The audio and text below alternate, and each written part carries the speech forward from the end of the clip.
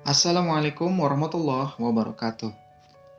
Pada kesempatan kali ini, saya akan melakukan penilaian terhadap beberapa cerpen yang dibuat oleh mahasiswa. Secara umum, menurut saya, semua peserta memiliki kemampuan dalam menulis cerpen. Namun, sebagaimana kodrat manusia, semuanya memiliki kekurangan dan kelebihan masing-masing. Dan saya melihat ada yang kelebihannya di atas rata-rata, ada yang kelebihannya di garis rata-rata itu. Namun secara umum saya lihat semangatnya cukup bagus, jadi saya tidak akan mengatakan bahwa karyanya jelek. Semua karyanya bagus, namun saya lihat dari yang bagus itu ternyata ada yang cukup potensial. Sehingga mau tidak mau, karena namanya lomba, saya harus menentukan beberapa orang sebagai juara. Apapun itu namanya, mau itu juara, mau itu pemenang, menurut saya tidak terlalu penting. Pengalaman yang lebih penting, dan yang juara pada kesempatan kali ini pun sudah beberapa kali gagal dalam lomba-lomba sebelumnya. Sehingga yang sekarang gagal untuk menjadi pemenang, semoga di kesempatan berikutnya bisa menjadi juara. Baiklah, akan saya sampaikan secara umum dulu bahwa kalian semuanya yang mengikuti lomba ini adalah calon-calon penulis yang hebat. Saya yakin itu. Tetap kembangkan kemampuan kalian, hobi kalian dalam menulis cerpen ini. Saya yakin kalian akan menjadi lebih baik. Saya akan menjelaskan penilaian secara detail, tapi jangan menggunakan perasaan ketika mendengar penilaian yang saya lakukan, karena ini murni penilaian secara objektif dan tidak ada niatan untuk menjatuhkan, apalagi untuk membuat karya tersebut menjadi jelek. Tapi murni ini semua untuk menjadi perbaikan di kegiatan yang selanjutnya. Semangat untuk kalian semuanya, dan penilaian saya secara detail adalah sebagai berikut. Cerpen berjudul Jalan Hijrahku karya Halda Nadifa mengambil judul yang sama dengan tema adalah sebuah pilihan yang kurang tepat, karena menandakan bahwa penulis kesulitan mencari judul yang tepat mengenai cerpen yang dia tulis. Itu dari judul. Kemudian pemilihan tokoh mengambil sudut pandang orang pertama dan menceritakan perjalanannya dari mulai dia orang yang malas beribadah sampai dengan dia mondok di pesantren, menghafal Al-Quran. Sepertinya kisah nyata ya, ada sedikit berbau-bau kisah nyata. Dan menurut saya secara alur sudah cukup bagus, namun secara konflik, saya melihat di sini konfliknya kurang begitu ditonjolkan, sehingga ketika membacanya serasa tidak ada tanjakan, tidak ada turunan. Jadi kita seperti di jalan tol saja ya, bebas hambatan. Padahal di dalam cerpen itu, walaupun cerpen itu tidak mengandung konflik, bagaimana caranya si cerpen itu dinikmati oleh si pembaca ini. Sebetulnya salah satu yang bisa dilakukan adalah dengan menambahkan konflik yang dalam. Atau kalaupun konfliknya dangkal, sampaikanlah dengan cara yang nikmat. Nah, ini yang merupakan salah satu hal yang harus diperbaiki oleh Halda ke depannya, adalah dari segi konflik. Kemudian dari sisi-sisi yang lainnya sudah cukup bagus, namun ya itu tadi, pemilihan kata yang kurang tepat akhirnya membuat cerita dari Halda ini serasa datar saja begitu. Sering dilatih, insya Allah ke depannya Halda bisa membuat cerpen yang lebih bagus lagi. Saya yakin karena sudah cukup bagus, namun itu tadi yang saya sampaikan ya. Tetap semangat untuk Halda. Saya tunggu karya Halda berikutnya. Jadikan kritikan-kritikan sebagai pemicu untuk bisa menghasilkan karya yang lebih baik lagi. Cerpen karya Jumiranati berjudul Jalan Hijrah dibuka dengan opening yang cukup bagus. Namun ketika di tengah ada konflik yang terasa ngambang, ada terasa konflik yang sebetulnya cukup besar, namun penyampaiannya kurang begitu dalam. Ini sebetulnya bagus ya, sebuah konflik antara konflik batin seorang tokoh utama dipadu dengan konflik dengan orang tuanya. Ini sebetulnya cukup bagus, bisa dieksplorasi. Jadi menurut saya Jumiranati kedepannya kalau ini mau direvisi cerpennya, boleh menggunakan ide gagasan ini, namun nanti dimodifikasi bagaimana cara menyampaikannya supaya lebih dinikmati oleh pembaca. Dan kemudian usahakan alurnya itu tertata dengan rapi. Alur itu kan ada maju, ada mundur, ada juga campuran. Supaya kita ketika membacanya merasakan kenikmatan. Nah, di sini ada juga tokoh-tokoh lain yang sebetulnya niat dari penulis untuk membantu cerita ya. Namun saya lihat di sini malah tokoh tersebut hanya sebagai pemantul saja, sebagai refleksi, hanya sebagai lawan bicara dari si tokoh utama. Tidak menguatkan, tidak menambah poin dari sisi tokoh utama, tidak menambah kekuatan dari cerita ya. Sehingga nanti ke depannya Jumiranati ketika membuat cerpen, salah satu unsur yang paling vital itu adalah tokoh. Tidak mungkin ada sebuah cerpen tanpa tokoh, dan tidak mungkin sebuah cerpen akan bagus kalau tidak ada konflik. Itu logikanya ya. Itu vital. Jadi perhatikan dengan baik kedepannya. Tetap semangat dalam menulis. Semoga menjadi juara. Walaupun tidak juara, tapi jangan sampai menganggap bahwa ini adalah akhir dari segalanya. Tetap semangat dan lanjutkan kreativitas. Kita akan membahas cerpen berjudul Putar Balik, karya Kudriah, angkatan Al-Fatih. Yang pertama mengenai ide atau gagasannya lumayan bagus. Ini sesuai dengan temanya yaitu Jalan Hijrahku, di mana di sini ada seorang tokohnya itu dia mengalami kejadian yang fluktuatif ya, keimanan yang fluktuatif yang mungkin tidak akan dirasakan oleh pembaca dan bahkan oleh penulis sendiri. Ini sebuah pendalaman karakter yang cukup bagus dari penulis yang saya rasa tidak mengalami ini ya, tapi dia bisa menceritakan ini seakan-akan dia sendiri yang mengalaminya. Jadi untuk ide, gagasan ini cukup bagus, begitu juga penokohannya. Namun ada beberapa tokoh yang sepertinya kurang penting dan agak mengganggu ya. Sebetulnya tokoh-tokoh yang kurang penting itu agak mengganggu.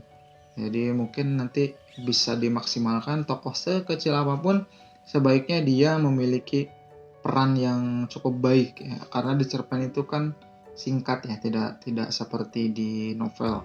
Jadi figuran pun itu harus memiliki dampak yang cukup baik bagi cerita. Dan mungkin agak kurang logis juga ya ketika di awal disampaikan bahwa orang tuanya kasar dan seterusnya, tetapi ketika di akhir seakan-akan seperti pahlawan. Itu sebuah kontradiksi yang harusnya bisa dijelaskan secara logis. Saya pribadi merasakan ini terlalu dipaksakan begitu ya. Walaupun memang cukup baik ketika saya membaca endingnya, cukup membuat saya merasa ini ya, seperti judulnya ya, merasa diputar balikan oleh cerita ini. Ini cukup bagus. Kemudian untuk latar disampaikan cukup baik, tempat disampaikan cukup baik, tidak terlalu dijelaskan ini di mana, tapi kita tahu oh ini di sini. Kemudian latar waktu juga cukup baik, pergantian antara setiap latar begitu mulus ya, tidak ada gejlok itu terasanya ya. Dan kemudian untuk unsur ekstrinsiknya sendiri ini memberikan warna tersendiri ya bagi cerpen-cerpen bertema hijrah, di saat cerpen-cerpen yang lain hijrahnya hanya sebatas dari futur, mengalami kemunduran iman, kemudian mengalami kenaikan iman. Namun di sini betul-betul diputarbalikan si tokoh utama dari yang tadinya Muslim kemudian menjadi Kristen, murtad, dan seterusnya diputarbalikan sampai akhirnya dia hijrah kembali ke dalam naungan Islam. Ya, menurut saya ini sebuah ide yang cukup bagus, dan saya yakin kalau Qudriyah bisa mengembangkan kreativitasnya, ini bisa menjadi novel yang best seller ya. Coba dibuat menjadi sebuah novel, kemudian konfliknya diperbanyak, diperluas, diperkuat. Saya yakin ini akan menjadi novel best seller dari Qudriyah ya. Cerpen berjudul Baswara Katarsis Jiwa karya Letri Yuniar Harum dibuka dengan sebuah kutipan yang ditulis oleh tokoh utamanya. Ini sebuah gaya menulis yang khas ya dari seorang Letri. Saya beberapa kali membaca karya Letri dan saya menemukan beberapa karakteristik yang hampir sama. Setiap tokoh yang dia buat itu dibentuk dari sebuah pendalaman karakter yang melalui proses dialog dengan dirinya sendiri dengan karya-karya yang lain. Saya yakin seorang Letri ini adalah seorang pembaca yang membaca novel karena dia mampu menyerap energi-energi positif dari novel-novel karya sastrawan lain seperti Asma Nadia ataupun Terelie. Ini cukup bagus menurut saya, artinya seorang penulis itu memang mau tidak mau dia harus mau membaca. Jangan berharap menjadi penulis yang andal kalau kita tidak mau menjadi seorang pembaca yang rakus. Untuk idenya sendiri menurut saya cukup bagus, cukup original, cukup asli. Walaupun endingnya saya sudah bisa menebak ya dari awal bagaimana nanti si tokoh utama ini akan dipertemukan kembali dengan cintanya yang di awal seakan dipatahkan kemudian bertemu kembali. Tidak ada yang salah menurut saya. Bahkan cerita yang mudah ditebak sekalipun, yang bahkan tidak ada kejutan sekalipun, sah-sah saja asalkan penyampaiannya mengalir dan bisa dinikmati. Nah, ini salah satu contoh bahwa cerita yang sebetulnya sudah bisa ditebak oleh pembaca dari awal, tapi karena disajikan dengan cukup baik sehingga pembaca menikmati, sehingga ada kemungkinan pembaca yang tidak menyangka ternyata endingnya oh seperti ini. Tapi kalau saran dari saya, jika memang bisa memungkinkan agar si ceritanya ini tidak mudah ditebak, kenapa tidak? Itu lebih baik karena nanti si pembaca akan merasa puas setelah membacanya. Aduh, benar-benar saya tidak menyesal membaca cerpen ini sampai akhir. Karena saya pernah merasakan ketika membaca cerpen udah panjang ceritanya, endingnya seperti ini. Cuman begini saja gitu ya. Jadi untuk cerpen Letri menurut saya sudah cukup bagus ceritanya, idenya sudah cukup bagus, tapi bisa lebih dikembangkan lagi. Untuk penokohan, ini yang saya ingin tonjolkan ya. Sebetulnya si Alpha ini menurut saya sudah cukup bagus. Dia seorang ateis, tapi yang saya heran, yang tidak logis, mengapa ada yang memukulinya, kemudian menawarinya sejumlah uang dan sebagainya untuk menjadi seorang ateis lagi. Apa ini semacam organisasi bawah tanah atau apa begitu? Apa keuntungannya untuk orang-orang yang mengajak si Alpha ini untuk menjadi ateis? Apa keuntungannya bagi mereka sehingga mereka sampai memukulinya, kemudian mengajak menikah dan sebagainya, itu menurut saya tidak dijelaskan secara logis dalam cerpen ini.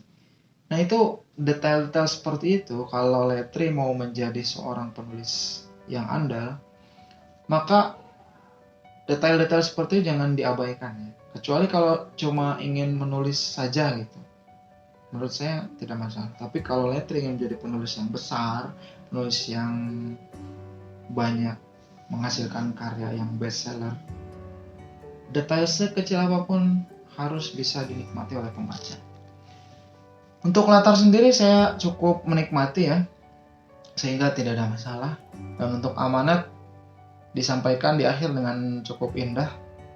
Seandainya saya bayangkan, seandainya cerpen ini bisa lebih membungkusnya dengan lebih tidak terduga lagi, saya yakin endingnya akan lebih luar biasa lagi. Overall, secara umum cerpennya sudah cukup bagus.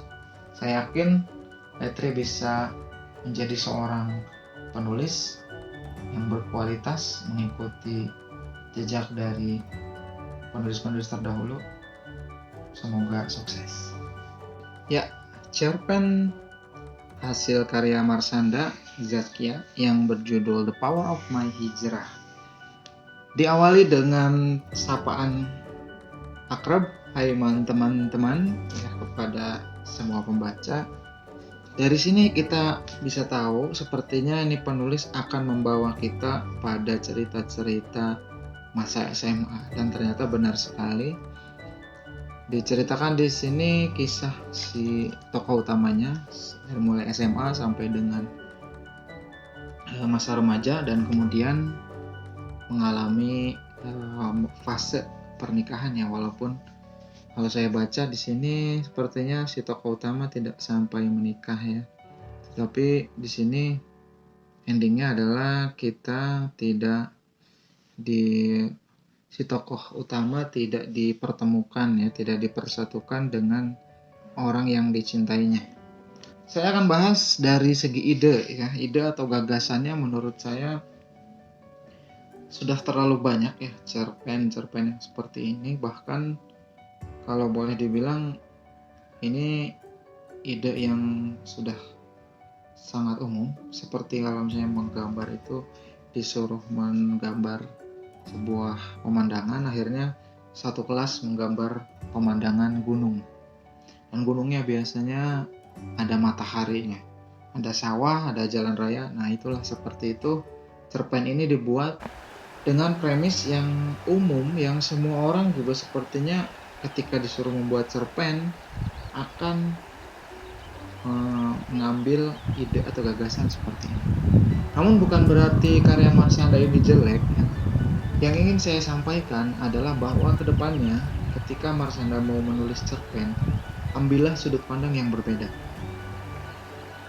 Saya sudah membaca banyak cerpen dan kesimpulan saya, cerpen yang bagus itu adalah walaupun ceritanya biasa saja, tetapi dia bisa mengambil sudut pandang yang berbeda dari cerpen-cerpen yang lainnya.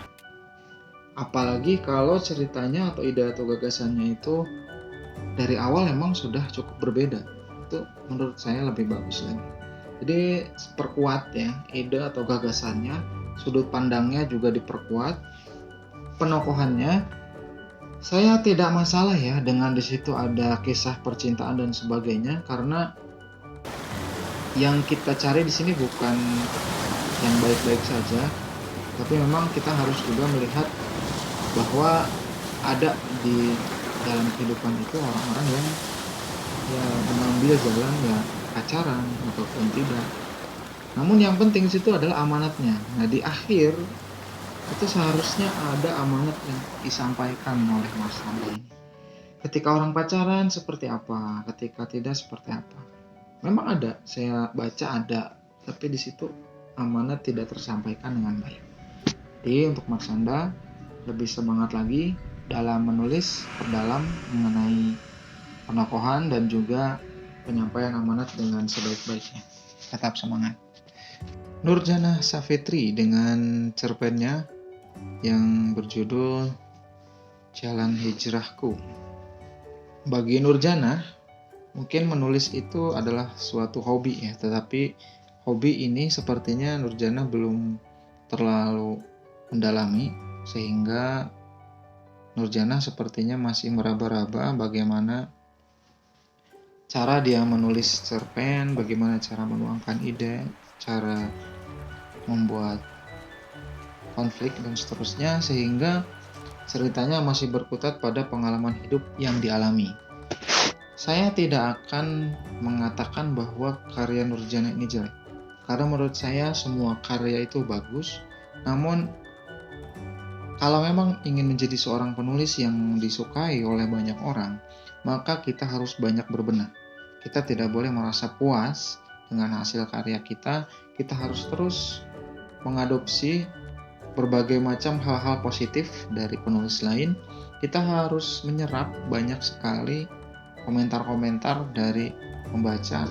Dan menurut saya, Nurjana harus banyak membaca cerpen-cerpen hasil karya para penulis yang terkenal di Indonesia. Pelajari apa kelebihan-kelebihan mereka, bagaimana cara mereka menuangkan ide, bagaimana cara mereka menggunakan kata-kata, karena tidak semua kata-kata mudah untuk dituangkan.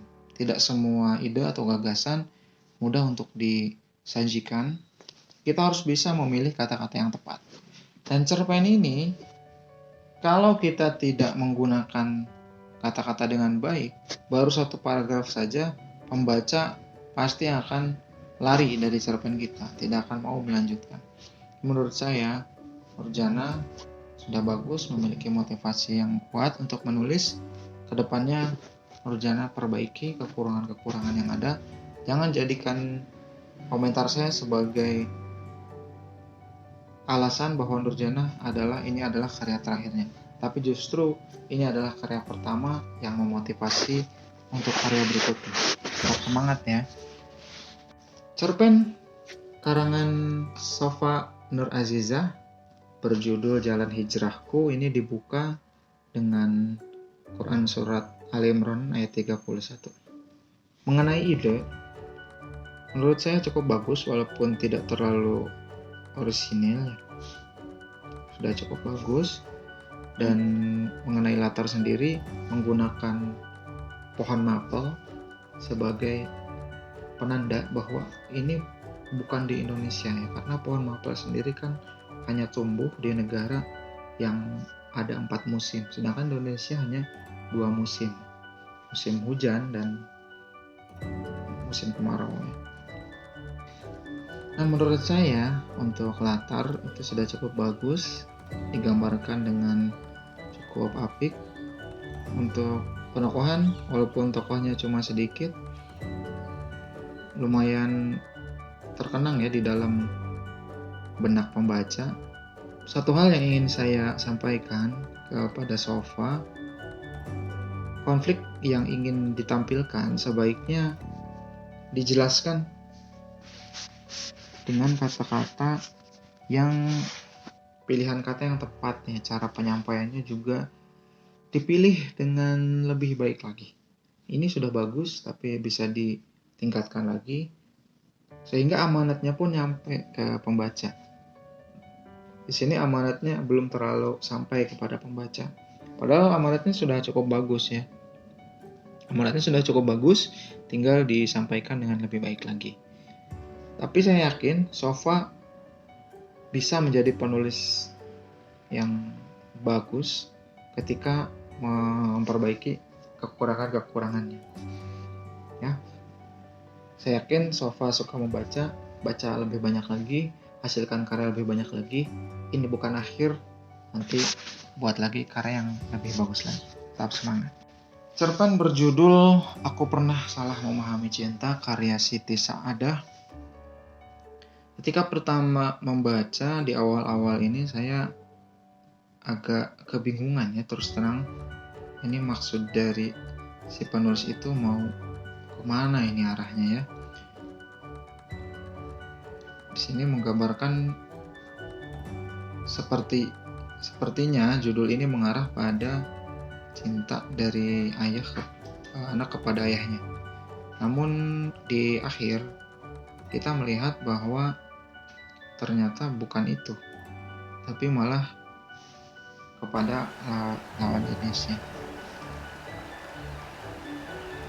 Menurut saya, tokoh di sini dengan sudut pandang pertama ini memang cukup bagus. Namun perlu dipahami bahwa sudut pandang orang pertama ini memiliki tanggung jawab yang besar, bahwa si cerita harus benar-benar membawa pembaca masuk ke dalam dunia si tokoh utamanya. Karena si tokoh utama ini dia paham betul isi hatinya sendiri, kemudian konflik batinnya. Berbeda dengan sudut pandang orang ketiga misalnya. Tidak terlalu dalam karena menggunakan nama, menggunakan dia dan sebagainya. Tapi kalau aku, tanggung jawab seorang penulis begitu besar. Dia harus mengalami konflik batin yang cukup kuat untuk menyampaikan sebuah cerita yang menarik bagi pembaca. Nah, di sini memang konfliknya sih kalau dilihat bukan konflik yang biasa ya, di mana seorang ayah kemudian menikahi dan seorang ibu yang pura-pura baik. Itu kan konflik yang berat sebenarnya kalau dalam kehidupan ini. Tapi di sini tidak digambarkan dengan begitu dalam sehingga sebagai pembaca saya tidak terlalu merasakan penderitaan dari si tokoh aku. Bukan berarti ceritanya jelek ya. Menurut saya ceritanya bagus, tetapi sekali lagi barang yang bagus ketika dibungkus dengan kemasan yang biasa saja maka akan terkesan biasa. Begitu juga sebaliknya. Kalau dibungkus dengan bungkus yang mewah maka dia akan terkesan bagus. Itu pesan saya untuk Siti Saadah. Siti Saadah banyak-banyak membaca karya orang lain, karya yang bagus, dan kedepannya perbaiki lagi. Tetap semangat. Cerpen karya Triani yang berjudul Perjalanan Hijrahku. Menurut saya dari segi unsur intrinsiknya Triani sebaiknya memperdalam lagi mengenai cerpen dan mengenai penulisan kalimat-kalimat. Itu kan diawali huruf kapital, diakhiri tanda titik dan seterusnya. Itu juga perlu diperdalam sehingga cerpennya bisa lebih berkualitas lagi ya. Untuk masalah ide saya rasa ini karena pengalaman pribadi sepertinya ya, jadi tidak ada gejolak yang konflik yang mendalam, sehingga sebaiknya nanti kalaupun berdasarkan kisah pribadi tambahkan konflik yang membuat pembaca tertarik ya, karena tidak semua konflik yang menurut kita wow, menurut pembaca wow juga. Bagaimana caranya? Ya kita latih, kita menulis terus sampaikan ke pembaca gimana, bagus tidak. Kalau menurut pembaca kurang bagus, kita harus menerima kritikan dari mereka begitu. Karena sebuah karya atau seorang penulis itu dia akan lebih baik ketika dia mendapatkan kritik. Ya, kritiknya itu yang membangun tentunya. Dia akan lebih besar dengan kritik, bukan dengan pujian. Tetap semangat Triani, semoga cerpen berikutnya bisa lebih diperbaiki lagi. Semangat. Cerpen karya Zainab berjudul Mulai Hari Itu. Ketika awal saya baca cerpen ini, saya berekspektasi sepertinya cerpen ini akan dibawa pada sebuah kesan horor atau mistis, dan sepertinya akan ada sesuatu yang mengagetkan atau mengejutkan. Di balik juga dugaan bahwa ini sepertinya hanya mimpi.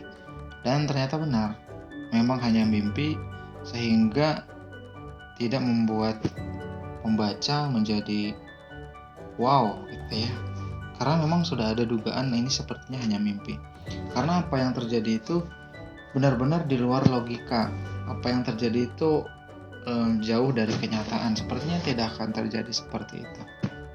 Saya sebetulnya menunggu-nunggu ini kalau ada suatu kejutan. Ini tampaknya bagus karena jujur saya mengikuti alurnya, sangat menikmati sekali.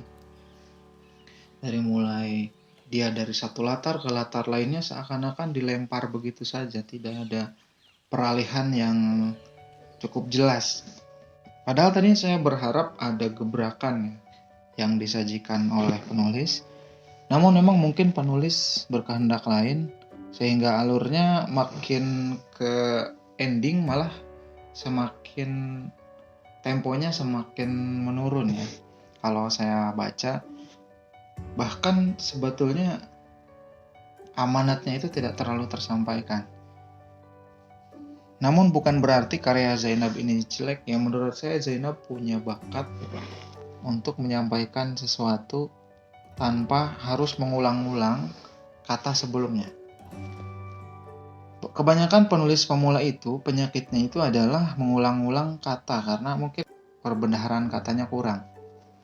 Namun khusus untuk Zainab ini, saya lihat dia punya sebuah bank yang di dalamnya ada kosakata dan itu kemudian dia mainkan ya sepanjang cerpen. Saya lihat, saya baca, memainkan kata-kata tersebut sehingga menurut saya lumayan nikmat ya membaca cerpen dari Zainab.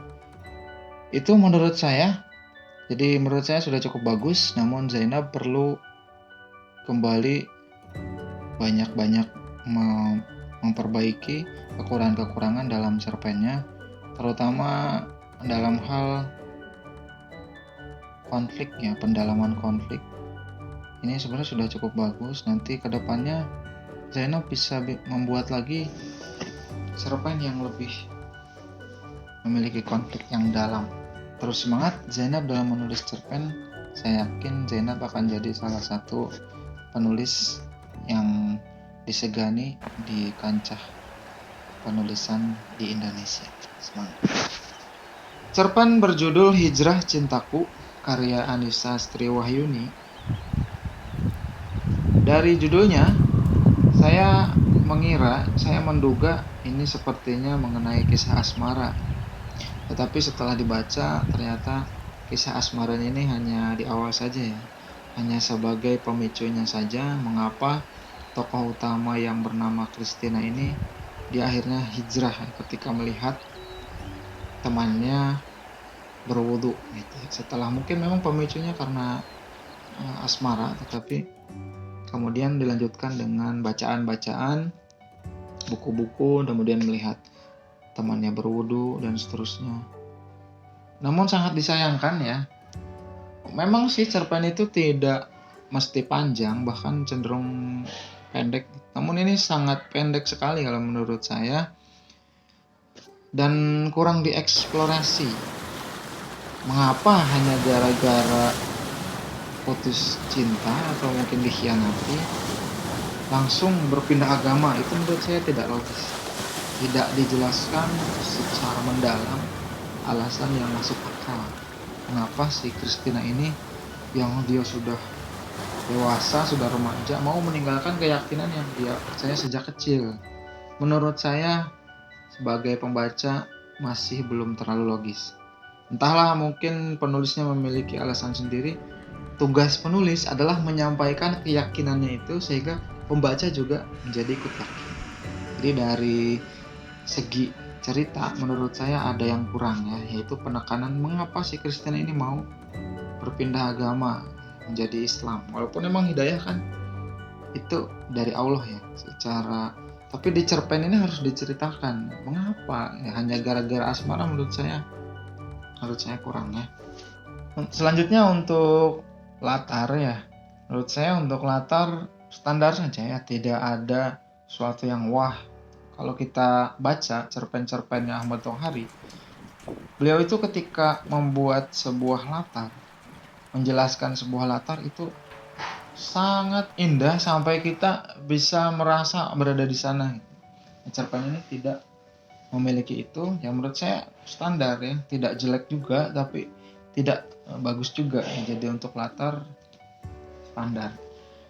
Kemudian untuk konfliknya sendiri menurut saya Jadi tugas selanjutnya dari Anissa ini sebagai penulis harus bisa mengembangkan ya unsur intrinsipnya, masih kurang dalam ya.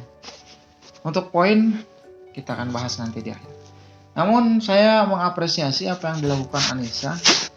Saya yakin ini melalui proses riset dalam menulis cerpen ini sehingga bisa menjelaskan bagaimana seorang yang beragama Kristen dia merasakan sesuatu dan ingin menjadi atau menganut agama Islam ya. Karena kalau tanpa riset pasti akan kacau juga. Jadi tetap semangat untuk Anissa. Semoga cerpen berikutnya bisa lebih baik lagi. Cerpen berjudul Senyum di Ujung Senja, karya Hafidzoh Fikroh Thayyibah. Nah, ini cerpen diawali dengan sebuah kutipan dari tokoh utama.